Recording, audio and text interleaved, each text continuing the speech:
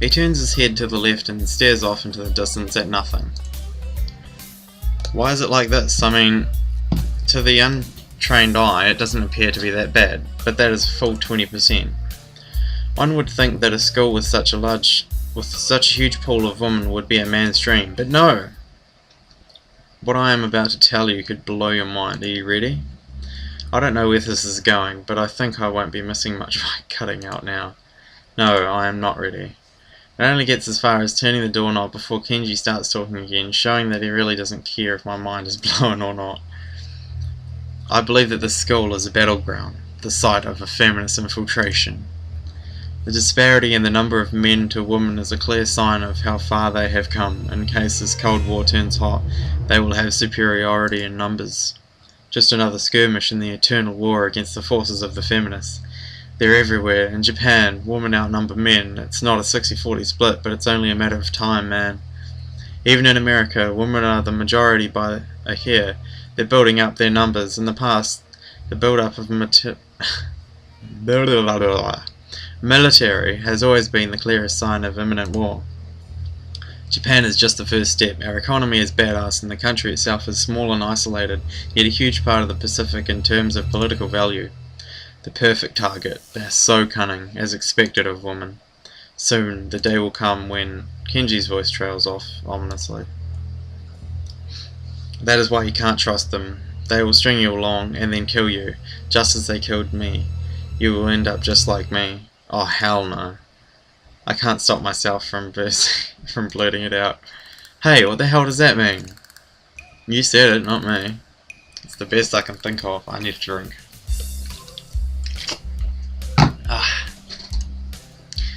So you're not supposed to say something like that? Damn, so rude. Where was I? Oh yeah, vast feminist conspiracy. Stop it! Stop! I lost you way back there somewhere around feminist infiltration. Too hard to follow? It's cool, I have some graphs and stuff in my room, and puppets. You like puppets? No puppets. You don't like puppets? Okay, graphs are still cool though, right? He speaks energetically, responding almost before I'm done talking, moving his hands in animated ways. He continues to rant on. This is too strange. I had him pegged as relatively normal, but it's clear that I was wrong. It's very clear that you were wrong. Something on your mind, dude? You asked me that like 5 minutes ago. Just thinking about what it's like to be the last sane man in an insane world. Kenji frowns, looking deeply upset. You mean that's you? That can't be, because I'm the last sane man in an insane world. That is my dream. You can't just steal a man's dream. What the hell? There can't be two last sane men. It would be invalidate. That whole last part. Oh, sorry, fully messed up that sentence. And that part is kind of important. There can only be one, like in that foreign movie where there could only be one, and in the end there is only one dude left because that was the point. I've never seen anyone talk so heatedly and so defensively about absolutely nothing before. Anyway, if you wait here I can get my graphs. I also have a list of other dark and complex conspiracies that this school holds as tangled as... Quick, finish my analogy for me, be a pal. I'm going to go to bed now, it's extremely late. That doesn't sound like an analogy, but whatever. I have a really sore throat. I like you. You seem like a cool dude.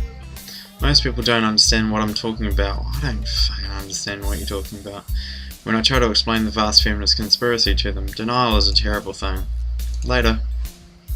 He claps me on the back and then vanishes into his room so quickly and quietly it's like he didn't even open the door but instead walked right through it like a ghost. I don't know if I can fully digest what just happened, so I give up and just go to my room, kicking off my shoes before falling face first into the bed. It takes me some time to relax and get up so I can get started on my homework. It's because the sheets are cool and comforting against my cheeks and it feels good just lying there with my eyes closed. This school is like some kind of bizarre and surreal island. It's isolated on top of a mountain and each person is stranger than the last. I just can't seem to fit in. What irony, one would think that fitting in a place that's made for people who are unfit for anywhere else would be easy. Maybe I'm trying too hard. Although I say it doesn't help take the edge off and words are left echoing off my empty walls. I guess it's not as bad as I expected though. This place really is more of a school and less a hospital pretending it's a school than I thought it would be. If nothing else, the scenery is beautiful. I opened one eye, seeing the school books and bottles of pills arranged side by side on my desktop. Maybe this place is too much like a normal school after all.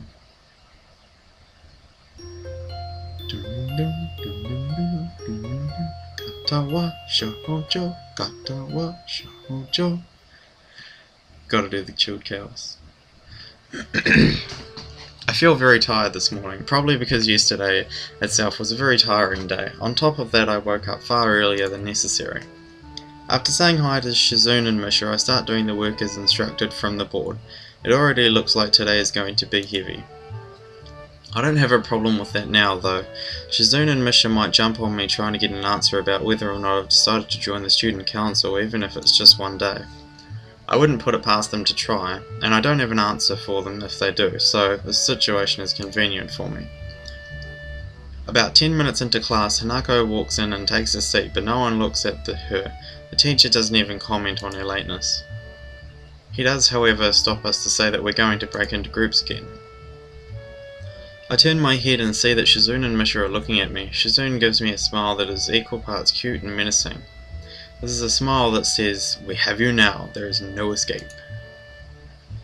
Hachan, it looks like we're together again, yay yay! Misha leans sideways while Shizune pushes her desk closer to mine. There is really no escape now unless I were to jump through the window. Jumping out the window isn't the best option, sadly. ... What's wrong, Hachan? ... Oh, Hachan, have you been thinking about what you said yesterday? You said that you would think about joining the student council, didn't you? It's okay, Hachan, we were talking about it after you left, and it would be rude to expect you to already have an answer for us this early, right? Right. Ha ha ha ha! I'm so happy you two are able to have a laugh at my expense, and even more pleased to know that you both know how crazy the two of you can be. Now that that's over, Shizune snaps back into serious mode and smacks today's assignment with the back of her hand in an overly dramatic and important way. Let's get this shit done. When I actually look at the stuff, it's mostly just reading. In fact, there are only two problems. I almost want to say something about how her rush to get started seems a bit much considering the small amount of work. In fact, Shizune probably knows how little there is and simply doesn't care. Yeah, it seems like the workload doesn't matter to her as much as the fact that there is work. The actual amount is unimportant. She approaches everything with the same level of ambition. What happened? Oh, okay. While I'm reading, I let my eyes wander around the room and catch Hanako trying her hand at solving the problems. It looks like she's working alone. I can't remember seeing her working with other people before. Thinking back to how shy she is, it's understandable. Hey, that girl over there. Huh? Who? Hachan? Her, Hanako, over there. Does she always work alone? I think so, Hachan. Do you feel sorry for her because she's alone? I was just thinking that maybe she could work with us or something. No, I don't think that would be a good idea, Hachan. Why not? Hachan wouldn't get along with her. Why? Misha shuffles around the question, letting out a laugh that sounds very strange. It's nervous, but still has that lifting up and down quality present in everything she says. Just because, Hachan. By now Shizune has noticed our conversation, and it makes me realize again how Misha has been signing everything she has been saying this whole time. ... What, Hachan? The friend of my enemy is my enemy? That sounds so harsh. I'm not going to say that. You said it anyway. I know, Hachan. It's fine if you overhear. I wonder if this is Misha's way of keeping things fair, since without her I wouldn't be able to understand a thing Shizune is saying, and vice versa. Is that also why she signs all the time, so there is never a conversation Shizune will be left out of? ... Anyway, we should start on the problems now, Hachan. We finish with time to spare and decide to ask if there are any alternatives to the cafeterias. Frankly, the food so far has been subpar. This sends Shizune and Misha arguing among themselves about their favourite restaurants. All of them are downtown, so I don't think we have time to go all the way there. And what about the bill? Are they just arguing just for the fun of it? Maybe. They seem so distracted by it that they don't even notice the start of the actual lunch break.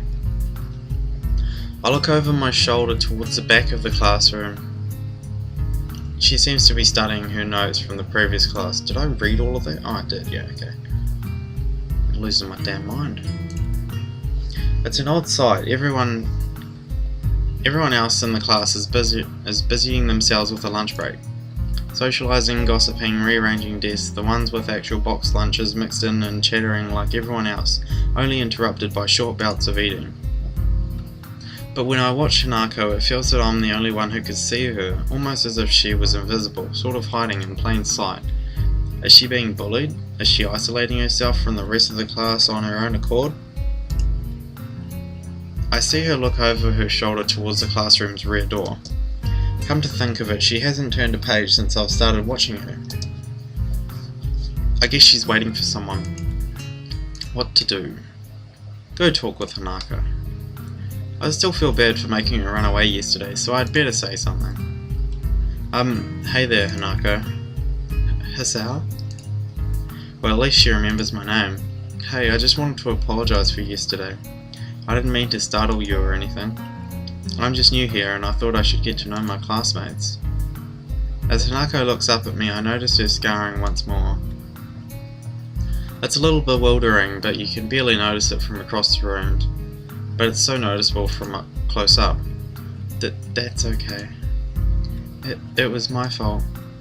Nah, that wasn't anyone's fault. It just kind of happened. So, are you waiting for someone? I saw you looking at the door before. Yes, Lily. Oh, you mean Lily, the blind girl? Hanako only nods in response, and I can't help but wonder if defining people through their disabilities is a faux pas of the worst kind or just normal here. I guess that explains why Lily took off after her yesterday. She seems like a nice girl. Are you two friends? Yes.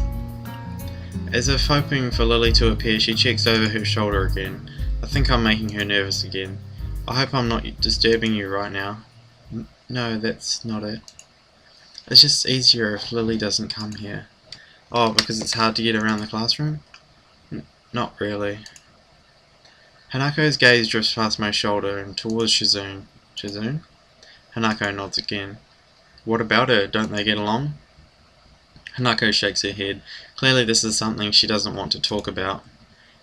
It does make a strange sort of sense, Shizune and Lily not getting along so well. Communication between the two would be all but impossible. It's hard enough talking to Shizune through Mishra, even when you can see that whose hands are talking. Hanako is so focused on Shizune that I am the first to notice Lily at the door. Oh, here she is now. Hanako spins around to confirm this. Upon seeing Lily, she moves quickly to the door. Lily. I need to change my Hanako voice because it sounds a little too... I don't know. Ah, Hanako, good morning. Is the president here? Yes. Hanako glances over her shoulder at Shizune again, as if to confirm she can't hear them, even though that's impossible. I suppose we'd best be off then. Lily's sigh and tone of what seems like frustration makes me raise an eyebrow. I guess there's some kind of I'm not even going to try and say that word today. I'm out of it. Between the two. Ah, damn it. That's going to annoy me for the rest of the day now.